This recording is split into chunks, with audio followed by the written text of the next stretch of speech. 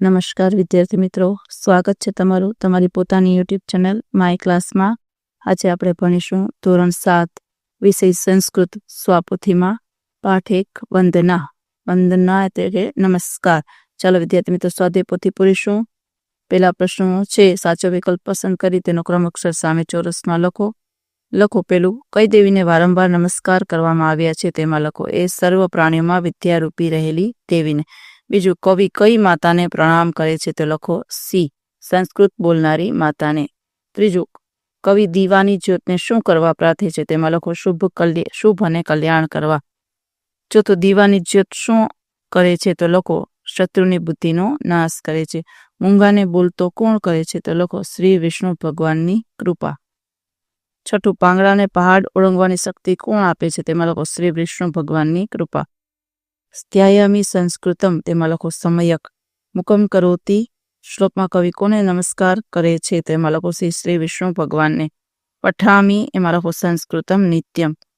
10મું, દીવાની જ્યોત શું આપે છે તેમાં લખો. બી, આરોગ્ય અને ધન સંપત્તિ. 11મું, અહમનો શો અર્થ થાય તેમાં લખો.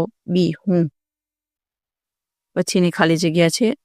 કાવ્યના આધારે યોગ્ય શબ્દ પસંદ કરી ખાલી જગ્યા પૂરવાની છે. અહમ સંસ્કૃત માતરમ વંદે. શુભમ કરોતુ કલ્યાણ. શત્રુ બુદ્ધિ વિનાશાય. ચોથું, મુકમ કરોતી વાચાલમ. 5મું, પંગુ લંગયતે ગિરિમ. 6ઠું, તમ પરમાનંદ માતમ અહમ વંદે. ચાલો હવે છે સંસ્કૃત શબ્દના સાચા સમાનાર્થી શબ્દો. કલ્યાણમ તો શુભમ, સ્વસ્તિ.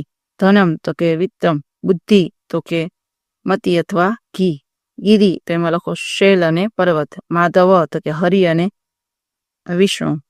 સરસ્વતી તો એમાં લખો શારદા. શત્રુ તો લખો રીપુ. અને 8મું, વાચાલમ તો કે મુખર. હવે પ્રશ્ન નંબર 4 છે, સાચો વિકલ્પ શોધી તેની સામે રાઈટની નિશાની કરો. સર્વ દેવી સર્વભૂતેષુ કેન રૂપેણ સંસ્થિતા તો એમાં લખો ક. અહમ સદા કિમ વદામી તો એમાં લખો ખ. ત્રીજું, કવિ દીપ જ્યોતિ કિમથ નમતી તો એમાં લખો ક. ચોથું, કશ્ય કૃપા મુકમ વાચાલમ કરોતી તો એમાં લખો ક. માધવસ્ય કૃપા મુકમ વાચાલમ કરોતી. 5મું, નીચેનામાંથી સાચા વિધાનો સામે રાઈટ ને ખોટા વિધાનો સામે ચોકડીની નિશાની કરો. પેલું, બધા ભૂત પ્રેતોમાં દેવીનો વાસ છે તો કે ખોટું. બીજું, વિદ્યારૂપી રહેલી દેવીને નમસ્કાર તો કે સાચું. ત્રીજું, હું ક્યારેક સંસ્કૃતનું પઠન કરું છું તો કે ખોટું. ચોથું, દીપ જ્યોતિ સ્વાસ્થ્ય આપે છે તો કે સાચું.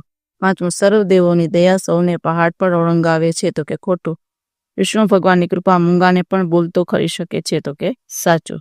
ચાલો હવે પ્રશ્ન નંબર 6.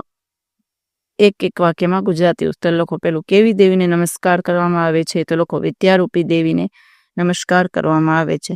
બીજું, કોનો વિનાશ કરનારી દીપ જ્યોતિને નમસ્કાર કરવામાં આવ્યા છે તો લખો. શત્રુની બુદ્ધિનો વિનાશ કરનારી દીપ જ્યોતિને નમસ્કાર કરવામાં આવ્યા છે.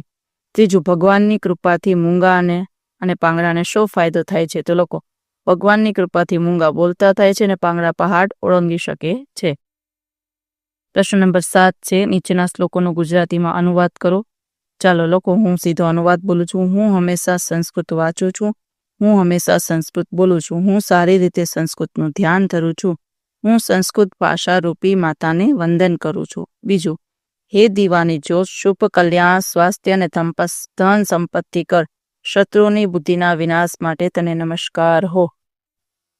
8મું છે, શ્લોક પૂર્તિ કરો. લખો. યા દેવી સર્વભૂતેષુ વિદ્યારૂપેણ સંસ્થિતા નમસ્તસ્યૈ નમસ્તસ્યૈ નમસ્તસ્યૈ નમો નમઃ.